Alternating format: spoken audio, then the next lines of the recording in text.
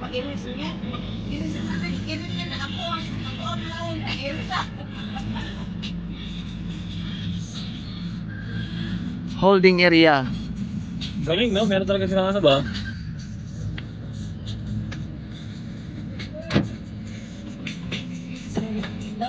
Okay guys, done.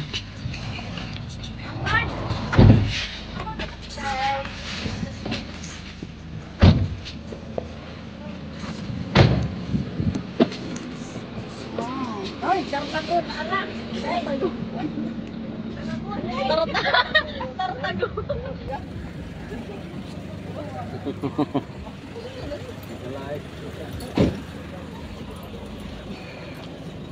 Welcome to Faith Nature Farm.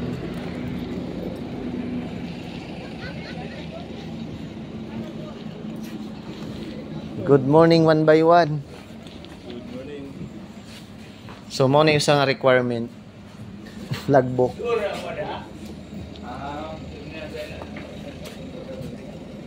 Dito ang area kay kilid ra kasada gyud. So una na ami diri sa logbook area guys. Bistado pa dyan ang bidasto mo dahil. Okay ra bistado. Uy, bistado. Di abigay na ko, ano yung ngalan ni Riz? Bidasto. Bistado. Bistado. Bitag pug ko, di ko bistado, bitag.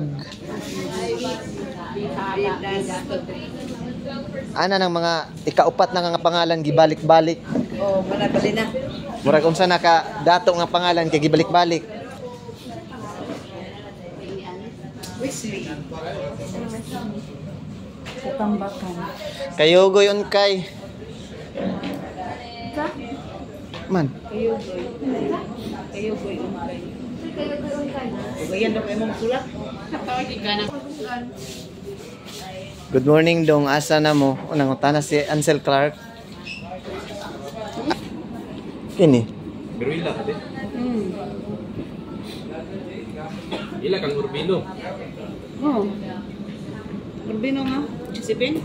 Laki ba? Ha? Ang extra kita.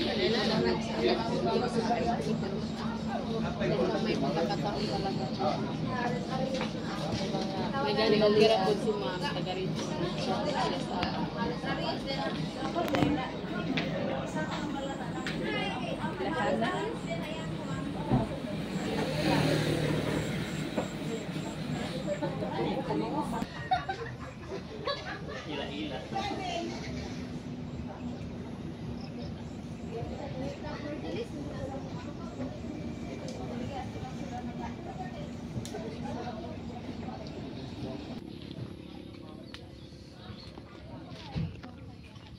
Yata sa Faith Nature Farm guys. So starting pa lang ni sila. Ang ilang operation ani 10 years. Nagsugod sila pananom sugod ng mga fruit trees, kahoy, mga shaded niya. Mga 2 years. Adria. Din basakan daw ni sa unang area niya tanan, so iyang gihimo diversified. Di na siya mga empty containers, gamit niya sa iyang mga tanom. So nindot kaya ang iyang area.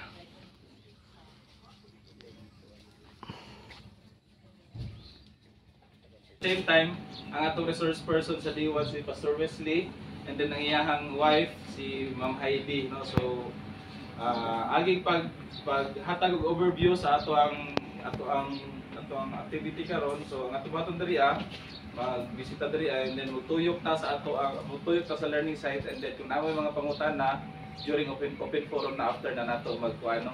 Pero kung along daw namoy mga pangutana regarding sa iyang mga tanong, so pwede ra kung alam mo yung mga other questions, no, sa aside sa inyong makita, no. And then after diri so pwede na rin ta muuli dito sa ato ang sa ATI, and then kung kaysa tumuuli sa ilang panimalay, pwede ra basta buhat ya mo sa inyong business plan, no. So aging pagpailaila sa iyang farm, no, ato i-welcome ang ato ang learning site for Pastor Wesley Kalunsag. Ay, maayong bag ninyo. Familiar?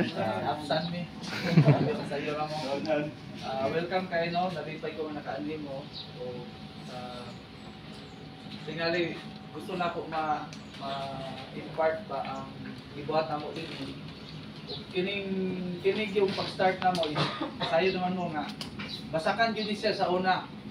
So pag decide na mo, chemicals ni siya nga area before na mo ning napalit. Grabe ang chemicals kami organic man gyud ni. So pag palit na mo ani, iabangan pa ni siya, then nagbilin ko gamay dito nga nag-garden ko. Then after kani siya mga mag 6 years na ni karon, mo nang sa una basakan pareha ng atbang. Ing ana ni siya wala siya mga kahoy, pero kani mga kahoy na 5 years na 6 years ani, mo nang i-action na siya og murag sugod na siya ba. Do dali ra kay may mabahaan kay rice fields man 4 hectares ni siya, 4.4 hectares rice fields tanan. So nalipay ko nga pag ingon ko nga gamay man day ang income sa farmer. Mao to nag-decide ko o i-convert na ako, i-diversify. So kanunay ko nag-testimony nga ang diversification dako siya ikatabang sa income. Mo nang nalipay ko kini nga farm na himong sustainable siya. O kami mga trabahante do Sabado lang ron, wala kay tao gahapon din man may tao gahapon. Diri po din nag-lunch gahapon. Mo nang pag sila mag-sustainable, dako kay siya o mag-diversify, dako kay siya o ikatabang yun labi na sa income kay ang inyong training karon is more on farm businessman. So kung ang farm inyong i-business, mabuhi siya sa family o dili mi nga actually nagdako og income ug labi na i-maximize bitaw ang profitability sa farm. Manang kung i-maximize ang profitability sa farm, makaingon ko nga ihahay dai sa farmer. Ay time nga kung i-maximize ninyo ang tanang mga potential bitaw nga mo income. Kay sa una sa pandemic, actually nag-start mi during sa pandemic. Dito mi sa Bayugan, kung mag-unsa man ta kay dili man yung pagawson, usara may makagawa sa amo ang ako lang na may tawag sa Bayugan kanang pass. So, the rest sa family, dili gid siya makakuyog. Motong ingon ko nga, unsaon man namo pag-sustain sa mong pagkaon, nga wala may close man ko tanan. Motong na-decide ni nga, napalit naman namo ni nga farm, nag-decide mi nga, amo na lang i-cultivate. Dito gid mi nag-start. So that was 2021, 2024. 21. So dito to nag-start. So do gulayan na ni siya tanan, puros ni gulayan. Kaya nakaingon ko nga, kung rice siya, ay 10 years na gyud ni siya nga property, napalit na mo mag-11 na karon. Unya puros ra rice. So pag diversified na mo, giilisan na mo nig mga klase-klase nga kanang gitawag og vegetables. So nagdako yang income. Dili pareha atong rice lang magpaabot og 4 months. Ay ako maka-income niya. Ani nga time, ato nga time wala po ni niya. Wala ni niya dinhi. So mao to nga nag-rice ko ato, nag-continue ko rice for 1 year. Kanang dali ra ma-failure ba kay magpaabot man kas ulan. Mao to nag-decide mi nga kinahanglan na ami deep well. So nagpa-deep well mi 200 na kalalo. Gasto og dako. Kay ang among mga gulay mura bag luoy gyud kay kana bitong tig-init. Kung mag-ulan magbaha, kung tig-init problem. So dito mi nag-decide kang nami water system. So karon na tubig tanan. So mo to nga pag-bispis importante man kay 70% sa failure is water man na. Kung imong farm wala gyud tubig, expect na lang kay nga ma-failure. Motor no tubig no. Pero di abas ulan di. Oh lagi pero. Ako din nga ulan mo, mata na no.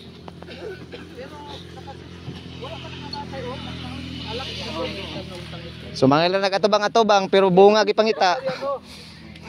So sa una kay puros parehani sa atbang sa una ha puros ra dire ana. So kani akong gibilin nga basakan gamay siya. Ug sa pikas pud tumoy. Pero nalipay ko sa day nag-organic ni mo harvest ni 5.2 kasi ang pinakagamay na mo is 4.7. Kanina oh.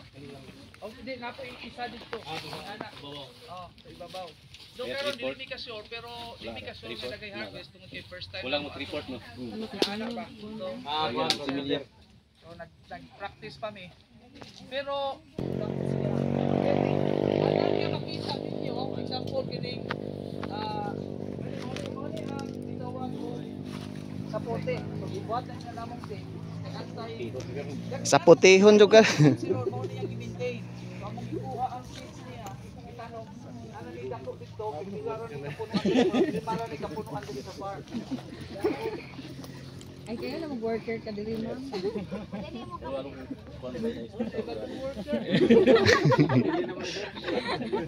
Kanya, kaning rice, ang among duck, diha, ipreso pa namo ang duck, wala pa nabubuhi eh. Kung tuwa po dito ang duck, wala nabubuhi eh, kay gagmay pa.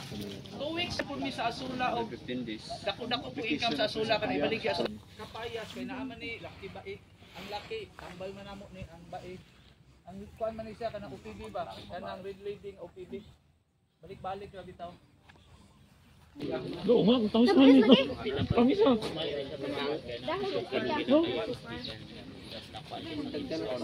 Uy, pwede ta mag-CR.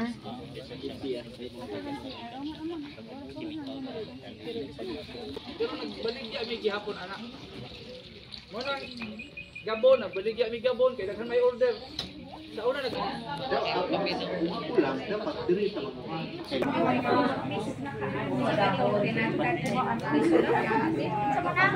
ang gulayan na mo diha o dito. Gulayan na siya.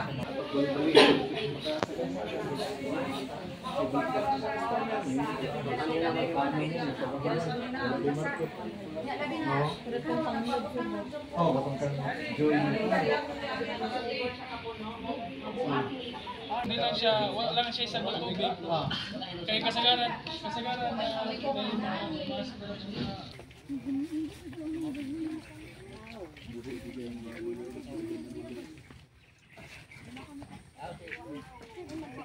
Kira tani, basig na ni pila ka tons ang capacity ani sir. Mabawra mo din. Base kuyaw kayog matong na no. Bisa nga. ako din ako mo na. Kumpiyansa ha. 1 ton capacity lang.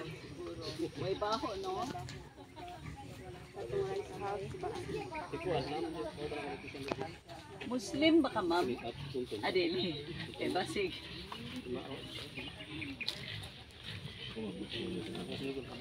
kanang kuat pantai. Dito, out ito. Sa